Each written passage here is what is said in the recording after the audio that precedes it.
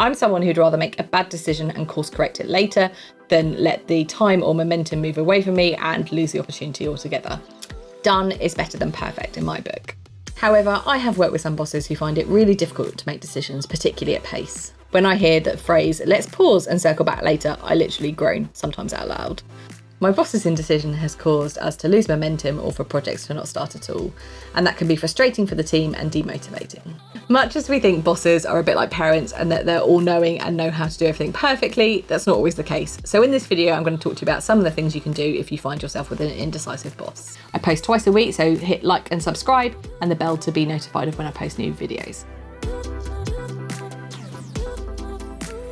As with any relationship, what you can do is work out your boss's preferred style and try to flex it to them.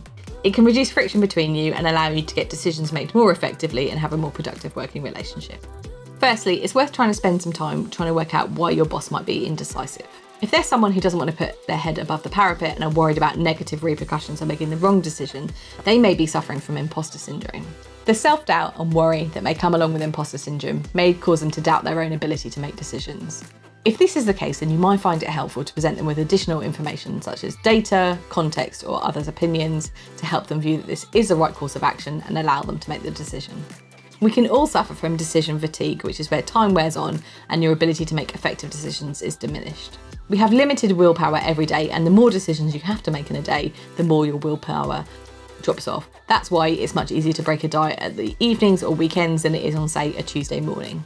In fact, it's such a well-known phenomenon that many leaders try to limit the amount of decisions they make in a day, which means that they wear the same thing every day to work, or they perhaps eat the same breakfast and lunch.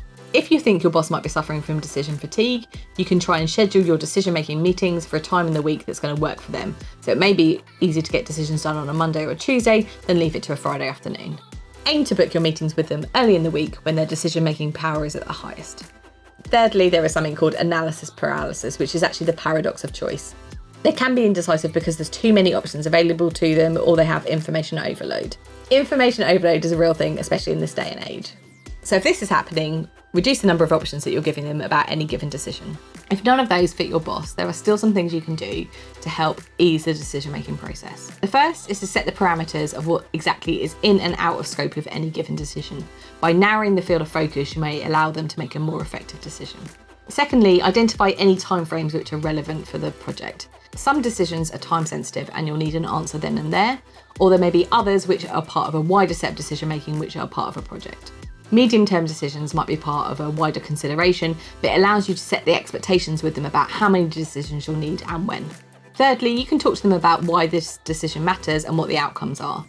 Often by linking it to your wider business strategy, goals or outcomes, it can make your boss feel more comfortable about making this decision because it's in line with those things.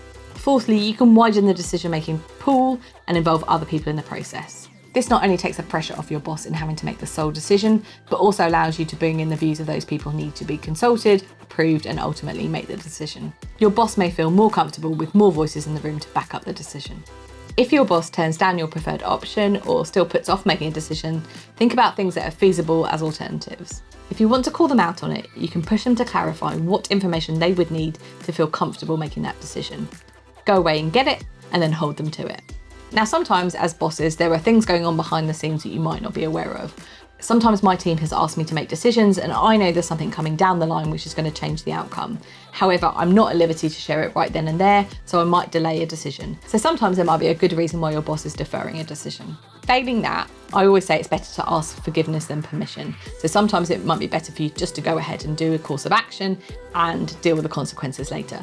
However, that can be risky if you don't know your boss that well, are new to a team, or working in a fast-paced environment. Leave a comment below about how you've dealt with an indecisive boss. This is part of my wider series on bad bosses, so please leave a comment below about what future topics you'd like me to cover. I'm Liz, and here on my channel we give you the tips, tricks and hacks to help you navigate your career.